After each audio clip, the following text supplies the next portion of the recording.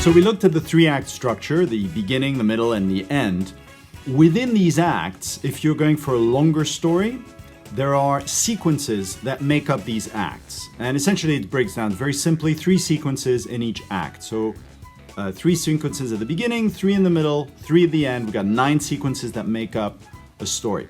And over the course of that, the flow remains that the hero must want to win, be able to win, and deserve to win.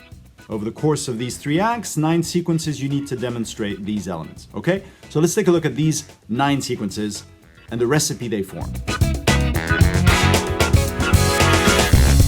So the first step is the enticing incident. It kicks off with something that enables the hero, the heroine, the protagonist to go out and seek what it is they want to find or want to achieve, right? This is the poster that goes up that says we're looking for someone to do this in a story, or it can be a lightning strike that creates something for a character to do.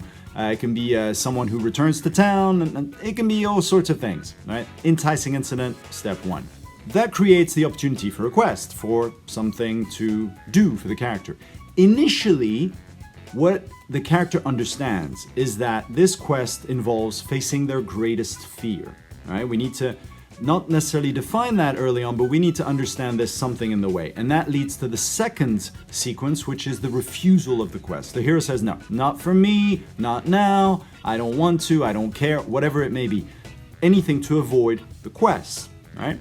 And that leads to the step 3, where the hero realizes, hold on a minute, I don't necessarily have to face my greatest fear. I could go around. And they develop a plan in order to achieve that quest without facing their greatest fear. It is a flawed plan, but it forms the part that leads to the third sequence, which is the commitment to the quest. They've now found a plan to go about this without facing the greatest fear. They're ready to go. That's our third sequence. And that essentially is the first act. Now in the second act, our hero is on the quest with a flawed plan. Now we're going to evidence that with a few mishaps. So the fourth sequence is going to be the first failure of that plan. Something trivial, nothing much, and they can always abandon things and go back to the way things were, but it shows a little bit of a chink in the armor. It can be a small thing that goes wrong in the steps that they take, like they miss a flight, or they land the wrong place, they realize they don't have the right equipment, whatever it may be. Nothing bad, but something's not entirely right. That leads later to a bigger failure, and usually that's best done with a failure facing the ultimate villain partially or temporarily, or having a glimpse of what the true big obstacle is going to be and how potentially able but not quite prepared the hero is to achieve this. And that's also evidences the chink in the armor, but makes it bigger this time, where you start to go, maybe this is not such a good idea to go about it this way. It's a flawed plan, that's normal. But the hero keeps going, and it leads to the third sequence in this act, so the sixth sequence in all, which is the point of no return, a very important part of the storytelling process. This is where the hero needs to choose between their flawed plan that evidence keeps saying is not really a good idea, or turning back. But at that point, it has to be very clear that if they commit to their plan, they cannot turn back after this. Up to now, they could. They could give up and go home. Now, it's all in, it's all or nothing. And that is the end of our second act. Now, then we get into the third act. So Act 1, we generated the clear understanding that the hero wants to win. They want to go on this quest. They're ready to circumvent their greatest fear to try to do that. We've gone through several obstacles where we show the potential of the hero and show that they're able to win if they truly focus, but they're not going about it the right way. And we've shown that they've committed to their flawed plan and are moving all in ahead. So the beginning of Act 3 is a catastrophic failure of the plan. Right? That is the first sequence of Act 3.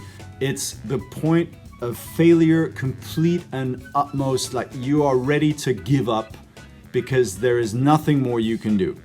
Short of death, this is the worst that a hero could possibly be in, the worst position, all right?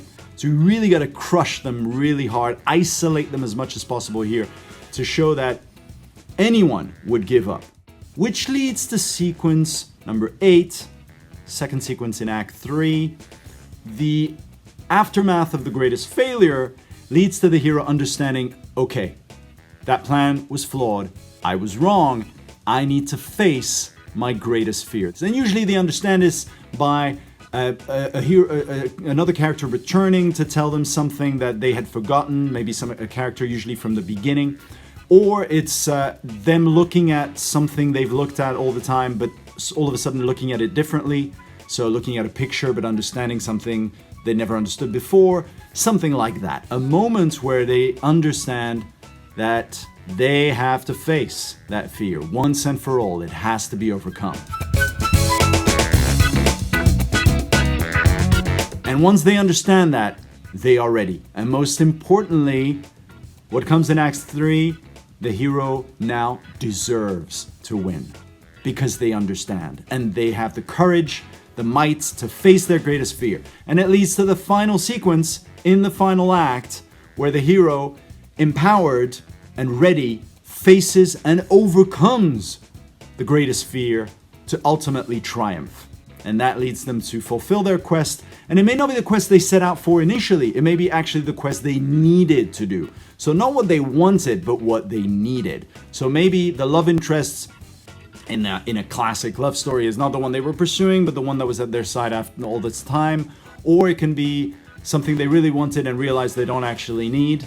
And because they realize that, they now are able to do what they truly need to do.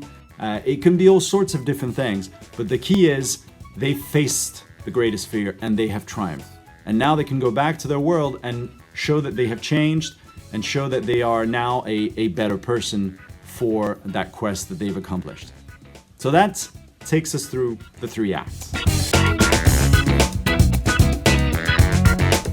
Now remember, these 9 sequences, these 3 acts, are a recipe, not a formula. A formula gives you the same results, whoever does it, right? You follow the steps, boom, it's chemistry. A recipe, making a meal, right?